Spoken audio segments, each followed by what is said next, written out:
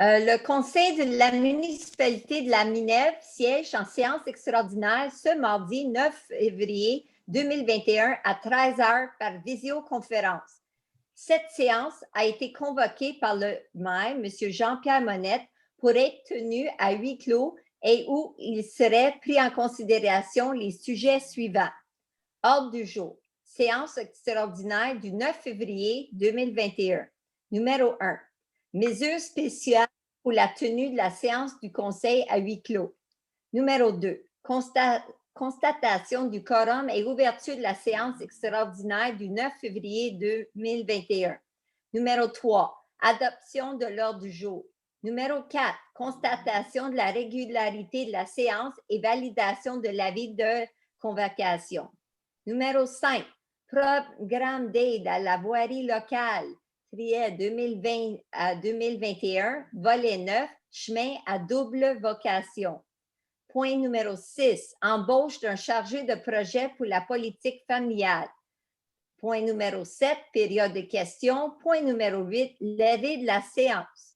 Le tout conformément aux dispositions du Code municipal de la province de Québec et à laquelle séance sont présentes Madame les conseillères Ève Darmanin et Lynn Manconi et Monsieur les conseillers Mac Perra et Mark D. Goldman, formant quorum du Conseil de la municipalité de la Minerve et siégeant sous la présidence de Monsieur le maire Jean-Pierre Monette. Assiste également à la séance par voie de visioconférence la directrice générale et secrétaire trésorière, Madame Suzanne Soriot. Étant absent au cours de la présente séance, Monsieur le conseiller Michel de Richard et Madame la conseillère Hélène Cummings. Point 1. Mesures spéciales pour la tenue de la séance du Conseil à huis clos. Considérant le décret numéro 177-2020 du 13 mars 2020 qui a déclaré l'état d'urgence sanitaire sur tout le territoire québécois pour une période initiale de 10 jours. Considérant les décrets successifs qui ont prolongé cet état d'urgence pour des périodes additionnelles, soit à ce jour jusqu'au 12 février 2021. Considérant l'arrêt 2020-004 de la ministre de la Santé et des Services sociaux qui permet au Conseil de siéger à huis clos et qui autorise les membres à prendre part, délibérer et voter à une séance par tout moyen de communication.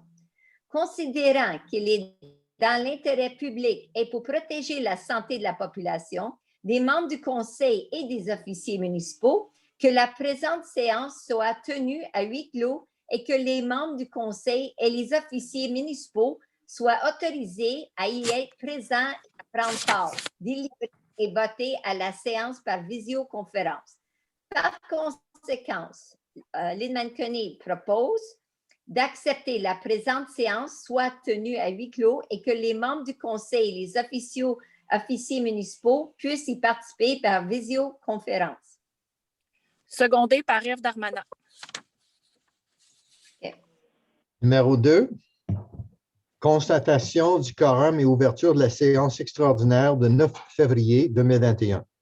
Le quorum étant constaté, il est présentement 1h05. Moi, Mark Goldman, propose que la séance extraordinaire du 9 février 2021 soit ouverte. Secondé par Marc Perra. Numéro 3. Adoption de l'ordre du jour. Moi, Mark Goldman, propose d'adopter l'ordre du jour de la séance extraordinaire du 9 février 2021 tel que présenté aux membres de conseil. Secondé par Lynn Manconi. Constatation de la régularité de la séance et validation de l'avis de convocation. Moi, Mark Goldman, propose que l'avis de convocation ait été fait conformément à l'article 156 du Code municipal du Québec. Secondé par Ève Darmanin. Numéro 5, programme d'aide à la voirie locale 2020-2021, volet 9, chemin à double vocation. Attendu le dépôt d'une nouvelle demande d'aide supplémentaire pour l'entretien des chemins à double vocation. Attendu que les critères quant à l'aide supplémentaire pour l'entretien de ces chemins sont respectés. Attendu que le ministère des Forêts, de la Faune et des Parcs ou le ministère de l'Énergie et des Ressources naturelles et les transporteurs ont déjà fourni à la demande de la municipalité de la Minerve l'information appropriée concernant le type et le volume de la ressource transportée, ainsi que le nombre de camions annuels qui empruntent la ou les routes du réseau municipal à compenser. Attendu que la présente résolution doit être accompagnée d'un plan municipal montrant les chemins empruntés par le transporteur dans les cas d'une demande de compensation portant sur une route n'ayant pas l'objet de demande préalablement. Attendu que l'information incluse dans le tableau ci-dessous représente la situation du transport lourd pour l'année 2020 en cours.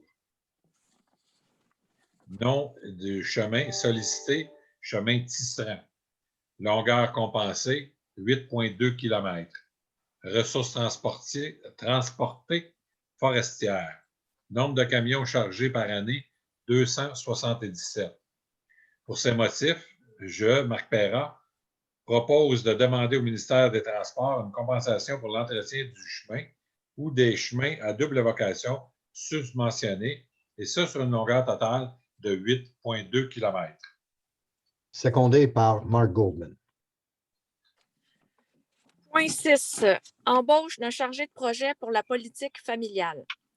Considérant que l'engagement d'un chargé de projet est nécessaire pour la réalisation du projet de la politique familiale, considérant la candidature de Mme Marie Dallaire reçue en date du 1er février 2021, pour ces motifs, je propose, Ève Darmanin, d'embaucher Mme Marie Dallaire au poste de chargée de projet pour la politique familiale et de lui allouer une rémunération n'excédant pas 6 000 $ pour l'exécution de la tâche confiée, estimée à environ 152 heures de travail, et d'affecter le surplus budgétaire pour couvrir cette dépense. Secondé par Dylan Coney. En période de questions, est-ce qu'il y en a qui ont des questions? Question, M. le maire, et je propose de faire la levée de l'Assemblée. Il est 13h08.